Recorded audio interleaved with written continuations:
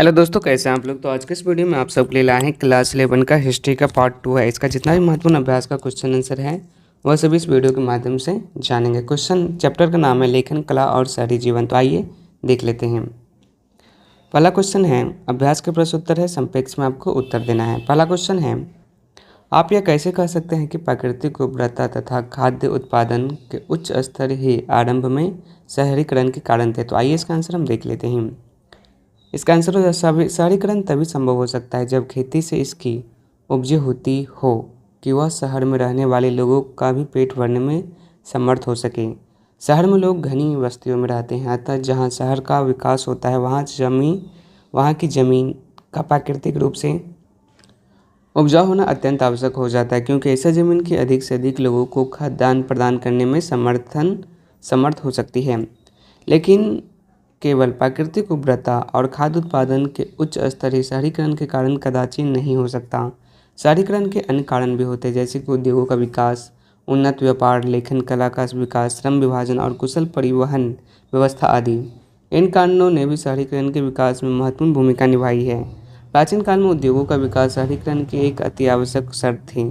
उद्योगों मात्र शहरों में रहने वाले लोगों की भिन्न आवश्यकताओं को पूरा नहीं करते, अपितु विभिन्न प्रकार के मजदूरों एवं कारीगरों को आजीविका के साधन भी उपलब्ध कराते हैं।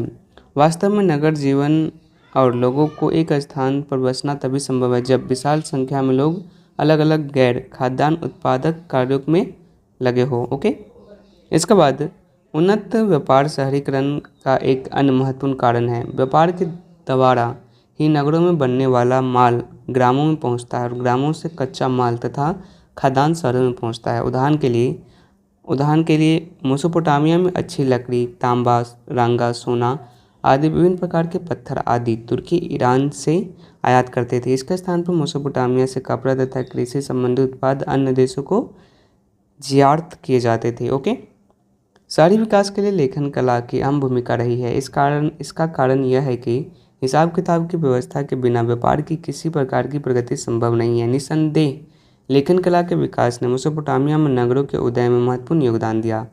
लेखन कला के साथ साथ शहरीकरण के लिए सुव्यवस्थित प्रशासनिक व्यवस्था भी अति आवश्यक है। व्यापार की प्रगति के लिए शांति और सुरक्षा की स्थापना कुशल प्रशासन द्वारा ही संभव है।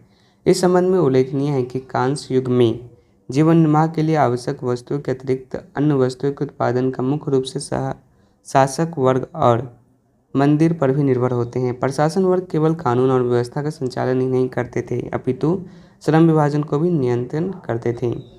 निस्संदेह श्रम विभाजन ने शहरीकरण की गति को बल दिया।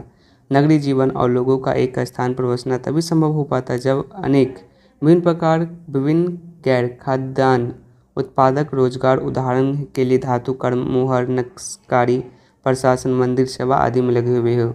ऐसी स्थिति में शहरी अर्थव्यवस्था में सामाजिक संगठन का होना नितांत आवश्यक है। इसका कारण यह है कि शहर के निर्माताओं को अपने अपने उद्योगों के लिए विभिन्न वस्तुओं की आवश्यकता होती है, जिन्हें केवल किसी एक स्थान से प्राप्त नहीं किया जा सकता।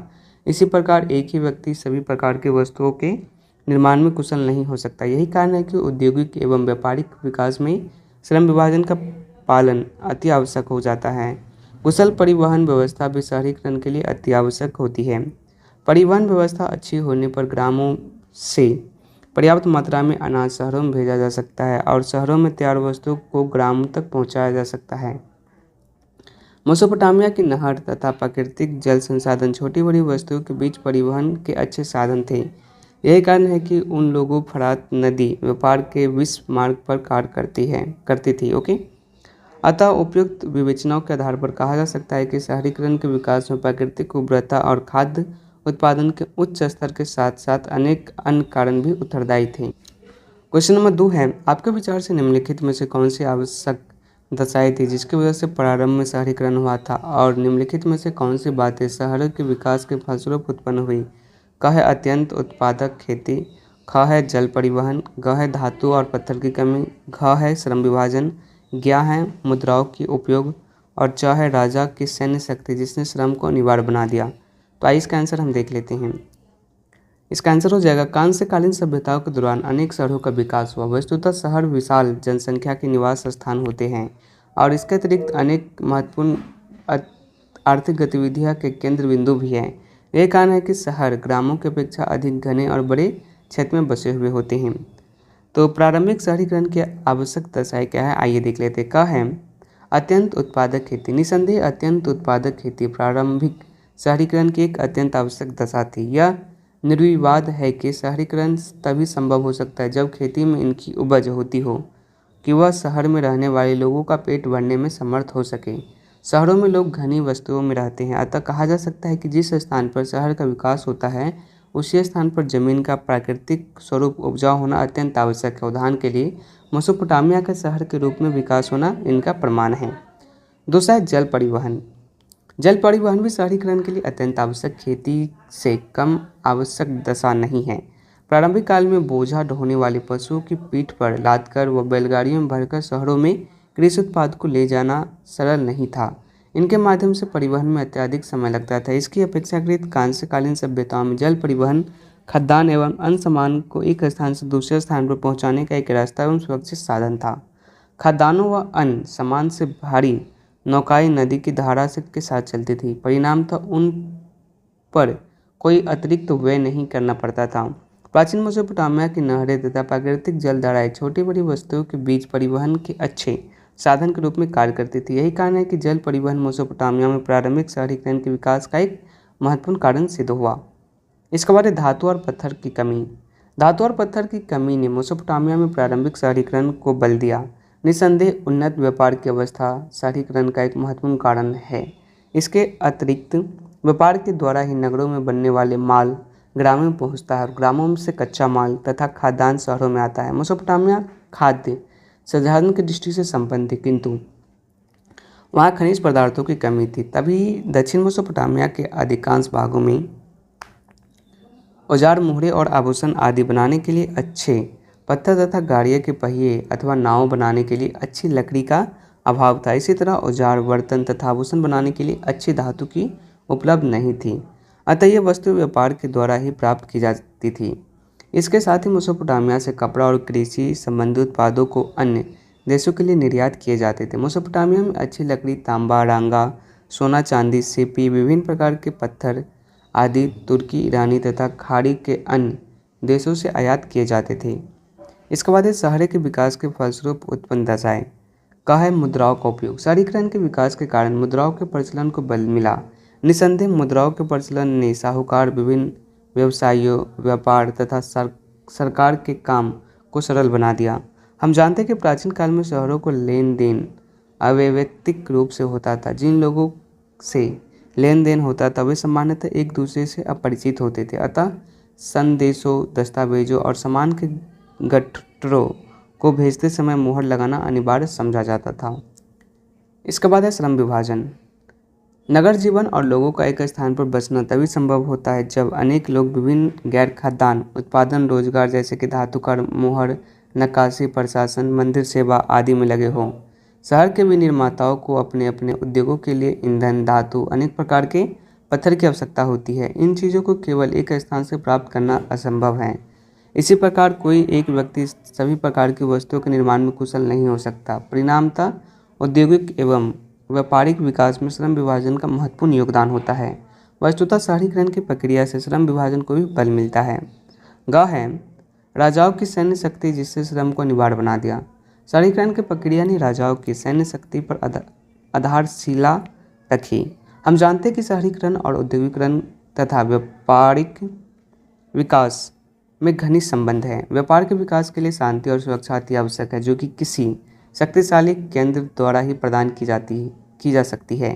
परिणामतः शहरीकरण के साथ साथ कानून व्यवस्था की देखभाल तथा श्रम विभाजन पर नियंत्रण अति आवश्यक हो गया है।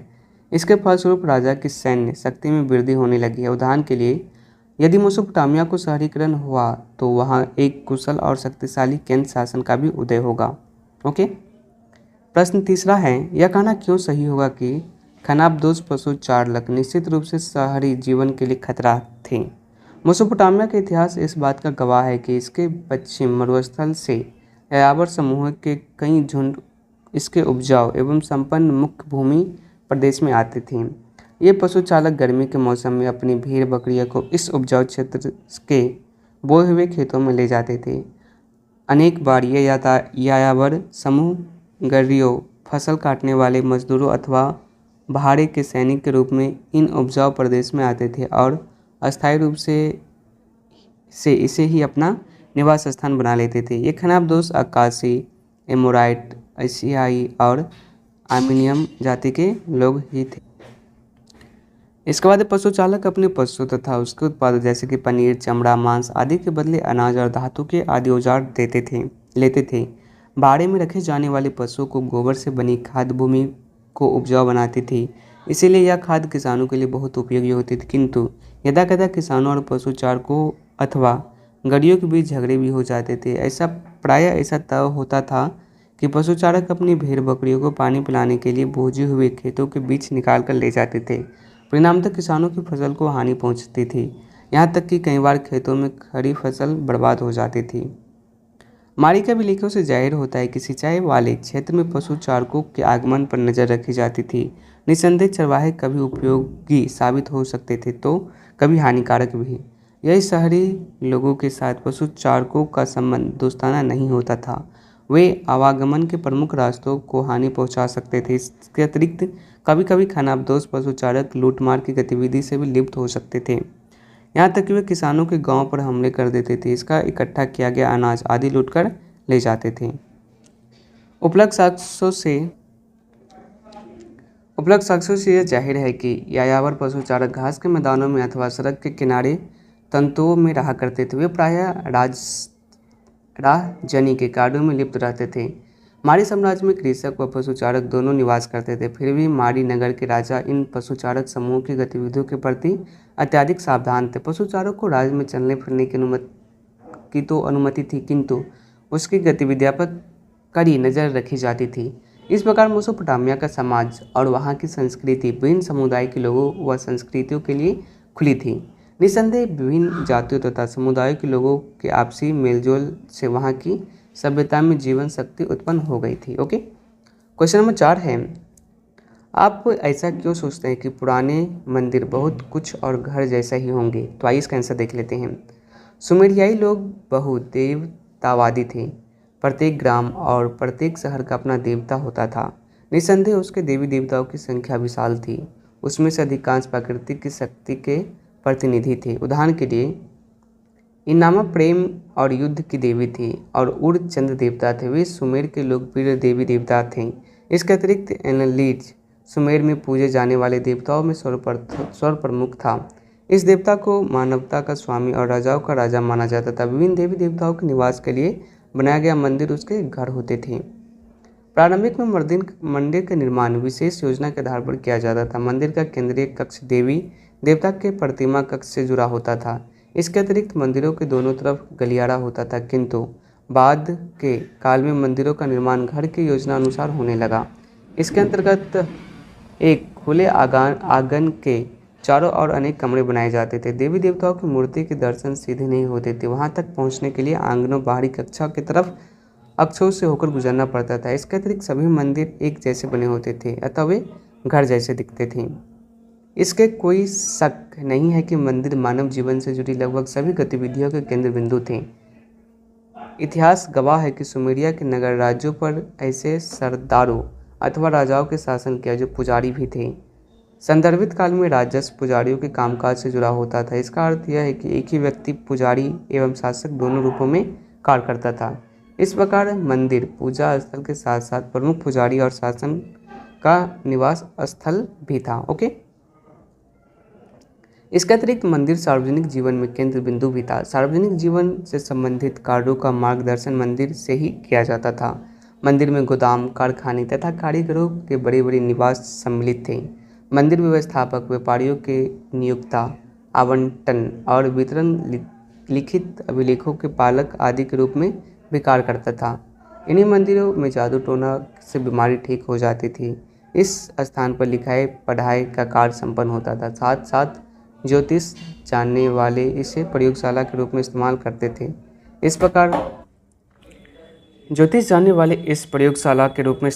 थे। इस प्रकार मंदिर धार्मिक जीवन और सामाजिक जीवन के केंद्र बिंदु होने के कारण आकार, प्रकार और क्रियाकलाप के दृष्टिकोण से घर जैसे होते थे। ओके, नेक्स्ट क्वेश्चन है, पेक्स में आपको निबंध लिखना है। शहरी जीवन शुरू होने के बाद कौन कौन से नई संस्थाएं अस्तित्व में आई? आपके विचार में उनमें कौन सी संस्थाएं राजा की पहल पर निर्भर होती थी? तो आइए इसका आंसर हम देख लेते हैं। मेसोपोटामिया के कालांतर में अनेक भव्य नगरों का निर्माण हुआ, जिसमें उरुक, लांगास, बेबीलोन व मारी प्रमुख नगर थे। दक्षिण मेसोपोटामिया में लगभग 5000 ईसा पूर्व के आसपास आर्थिक गतिविधियों के परिणाम स्वरूप नई नई बस्तियाँ स्थापित होने लगी थी। इन वस्तुओं में कुछ बस्ती ने प्राचीन शहरों का रूप धारण कर लिया था। इन शहरों की स्थिति के अनुसार निम्नलिखित विशेषताएं भी थीं। मंदिर की तरफ के विकसित शहर, व्यापारिक केंद्रों के आसपास विकसित शहर, शहरी जीवन। मेसोपोटामिया के तत्कालीन देहातों में ज़मीन और पानी के लिए बार बार लड़ाइयाँ होती रहती थीं। जब किसी क्षेत्र में लंबे समय तक लड़ाई चलती थी, जो मुखिया लड़ाई में जीत जाते थे वे अपने साथियों एवं अनुयायियों में लूट का माल बांटकर उन्हें खुश कर देते थे और पराजित लोगों को बंदी बनाकर अपने साथ ले जाते थे। उन्हें कालांतर में अपनी चौकीदारी या नौकर बना लेते थे। इस प्रकार अपना वर्चस्व बढ़ा लेते थे। युद्ध में विजय होने के बाद होने वाला मुखिया अस्थायी रूप से समुदाय के मुखिया नहीं होते थे, उसका स्थान दूसरे नेता भी लिया करते थे। कालांतर में इस प्रक्रिया में बदलाव तब आया जब इन नेताओं ने समुदायों के कल्याण की तरफ अधिक ध्यान देना प्रारंभ किया। परिणाम स्वरूप नई नई संस्थाएं व परिपाटियाँ स्थापित हो गई। विजेता मुखिया ने मंदिर में देवताओं की मूर्तियों पर कमेटी भेंटें चढ़ाना शुरू कर दिया। इससे समुदाय में मंदिर की सुंदरता बढ़ गई। एक मरकर से जुड़ी कविताएं व्यक्त करती है कि इस व्यवस्था ने राजा को उच्च स्थान दिलाया तथा उसका पूर्ण नियंत्रण स्थापित किया। परिणाम स्वरूप हितों की सदृश करने वाले विकास के ऐसे दौर की कल्पना कर सकते हैं जिससे मुखिया लोगों ने ग्रामीण को अपने पास बसने के लिए प्रोत्साहित किया, जिससे वे आवश्यकता पड़ने पर तुरंत अपनी सेना इकट्ठा कर सके। एक अनुमान के अनुसार एक मंदिर को बनाने के लिए 1500 आदमियों को 5 साल तक प्रतिदिन 10 घंटे काम करने में रहना पड़ता था।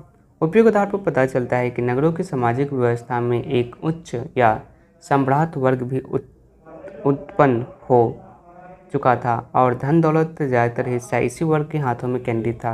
इसकी पुष्टि में शहरों में राजाओं व रानियों की कब्रों व समाधियों की खुदाई के दौरान प्राप्त बहुमूल्य चीज़ों जैसे कि आभूषण, सोना, पात्र, सफ़ेद सिपिया और लाजवट जड़े हुए लकड़ी के वाद्य यंत्र, सोने की सजावटी खजाने आदि जुड़ी हुई है। कानून, दस्तावेजों, विवाह, उत्तराधिकारी आदि के मामले से संबंधित यह पता चलता है कि मेसोपोटामिया के समाज में एकल परिवार को ही आदर्श माना जाता था। ओके, हमें विवाह आदि से संबंधित प्रक्रियाओं को भी जानकारी मिली। विवाह करने की इच्छा को घोषणा की जाती थी और वधू के माता पिता विवाह के लिए अपनी अनुमति व सहमति प्रदान करते थे। वर पक्ष के लोग वधू पक्ष के कुछ उपहार देते थे। विवाह की रस्म आदि के बाद दोनों पक्ष एक दूसरे को उपहार देते थे और बैठकर भोजन करते थे। भोजन आदि के बाद मंदिर में जाकर भेंट चढ़ाते थे। जब नव वधू को उसकी सास लेने आती थी तब वधू को उसके पिता उत्तराधिकार के रूप में उसका हिस्सा दे दिया जाता था। पिता का घर, जानवर, खेत आदि पैतृक संपत्ति उसके पुत्रों को मिलते थे। सुव्यवस्थित प्रशासन व्यवस्था के अभाव में राजा का कामकाज सुचारू ढंग से चलना कठिन हो जाता था। अतः मेसोपोटामिया के शासकों ने एक सुव्यवस्थित प्रशासन व्यवस्था की नींव रखी। ऐसी प्रबंध व्यवस्था के कारण ही उस राज्य में शांति व सुव्यवस्था बनी रही जो मेसोपोटामिया के विकास के लिए आवश्यक थी।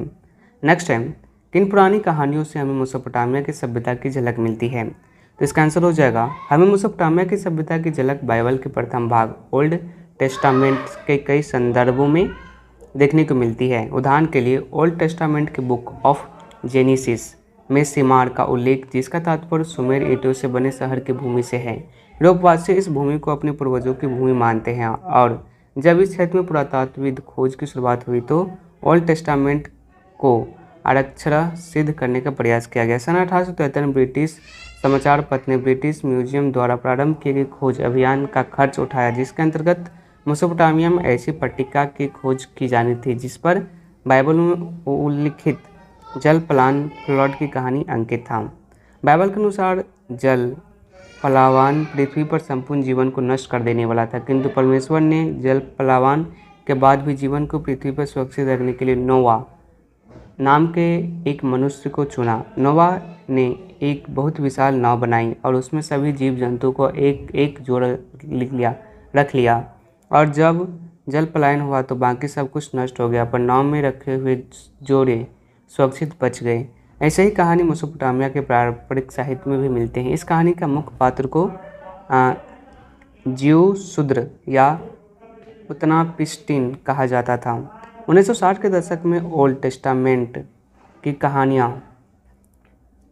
कहानियाँ अक्षरता सही नहीं पाई गई, लेकिन ये इतिहास में हुए महत्वपूर्ण परिवर्तनों के अतीत को अपने ढंग से व्यक्त करती है। धीरे धीरे पुरातात्विक तकनीकें अधिकाधिक उत्पन्न पर उत्कृष्ट होती गई, या यहाँ तक कि आम लोगों के जीवन को भी परिपक्व की जाने लगी। बाइबल कहानियों की अक्षरता सच्चाई को प्रमाणित करने के कार्य गौण हो गया। ऐसे ही जल पलायन की घटना का उल्लेख छायावादी कवि जयशंकर प्रसाद जी ने अपने महाकाव्य कामायनी में वर्णित किया। इस जल पलायन में शेष जीवित प्राणियों में मनुष्य, श्रद्धा व एरा को दिखाया गया। इसके द्वारा सृष्टि की रचना का काम पुनः शुरू हो गया। तो वीडियो कैसा लगा, पसंद आया तो लाइक ज़रूर कीजिएगा। Thanks for watching this video. Thank